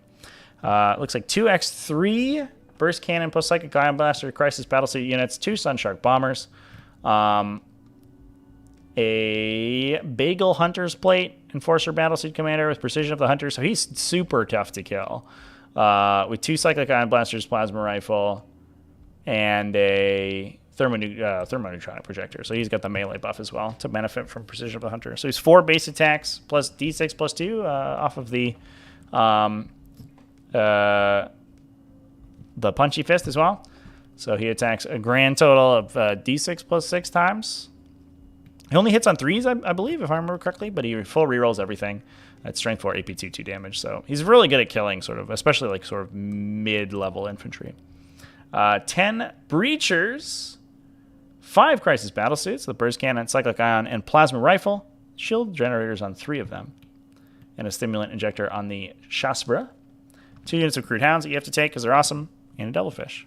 So we have 1 Breacher team and a Devilfish that we can sort of alpha with. Plus double Crisis Command, 2 small Crisis Battlesuits, 1 big Crisis Battlesuit unit, but we don't have a Teleport Homer for them. So we're mostly just going to be using the Cold Star Battlesuit to push them. But otherwise, I think mostly a normal Tau list. And last but certainly not least, Alexandra Sacco with the Emperor's Children list. This is going to be pretty similar to the one that we just talked about. A little bit different, looks like. We have Dark Apostle, Lord Discordant on Hellstalker with a Flames of Spite and Mantle of Traitors. That one I don't remember off the top of my head. I don't know if I've seen that one before. Usually we take Loka the Black on that guy. Zeroes out an Epic Deed Stratagem. Gets a full hit rolls in melee. Oh yeah, okay, yeah. So I have seen that. In conjunction with a demon weapon for rerolls. But for Flames of Spite, excuse me. to get rerolls. You can also take it with Golvax the Decayed, and then you reroll all your hit rolls and your wounds automatically wound. Or your hits automatically wound. But the Flames of Spite is fine just to get full rerolls on both. I definitely have seen that before, Chan. I just totally lied to you. I just forgot what it was called. Liber Hereticus on a Master Possession, 2 X10 Cultists, 4 X5 Noise Marines, the Big Terminator Brick with Blank Rune of Damnation, 5 Possessed, 1 Venom Crawler, and an Abaddon. Pretty good. I think the real standout here is the Noise Marines, right, chat? They get to go into the troop slot in... let's take a look at Noise Marine data sheet. They get to go into the troop slot in Emperor's Children, so you get to take a ton of them, and they fill up your compulsory slots. And then you can... The Blastmaster weapon synergizes really well, I mean, appropriately, with the Emperor's Children sub-faction ability because you ignore hit penalties, and it either fires a heavy weapon shot, so you can move and fire that one without penalty, or you can advance and fire with the assault variety. And either one of them is really long. So the Noise Marines themselves fight pretty well. They do have icons on them and Marco Slanesh, so they fight first and get +1 to hit because of the icon. And then they also have this Blastmaster. So if you have to deal with them at range, they can oftentimes just win shootouts, which is not something that Chaos Space Marines do very often. And especially since Chaos Space Marines typically don't actually have that much shooting. So being able to rock out with 4 of these Blastmaster weapons from your backline instantly is really kind of a different energy. So you have the 2 units of cultists that can hang out in the backline. You have the big Terminator Brick that runs up the front to sort of draw fire and obviously honor the prince into people. And then the Noise Marines not only are adding that firepower, but also are good at trading for objectives too, because they're objective secured and fight pretty well. And then we have a Venom Crawler too. Love it. Now I know that people are pretty impressed with the strength of the Emperor's Children list. I think I know there were some people talking about how it might be better than Tyranids. That feels like a long shot, but sure. I mean, certainly ransacked LGT, 50% of the top 8 with some variety of Chaos Space Marines, and 2 of them with this list almost exactly. Whether or not that becomes better than Tyranids, we'll have to see, but who knows. Over half the boards at LGT had forests in the middle. Do they? Oh, they do, because they have, UKTC has dense cover along the center. I forgot about that, chat. I definitely played that. We did talk about 40k Nationals already, chat. That was a long while ago. So I bet if you scroll back through the video, you'll find it.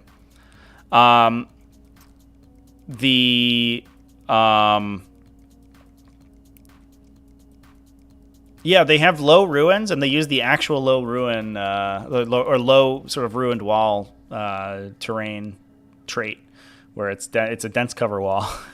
But that does make a ton of sense that would really benefit Emperor's Children, because they ignore that dense cover. That's real good. Yeah, no worries. Zero Gaming. I know it's been a long stream, so we talked about a ton of events. I mean, we've talked about, I don't know how many events there were this week. Probably 12. 1, 2, 3, 4, 5, 6, 7, 8, 9, 10, 11, 12, 13 we talked about. Fuck. Incredible. And we went through all of them because we're Chads. Huge thing for Emperor's Children list is the Mantle Relic for free fights last. That's super cool. That's a...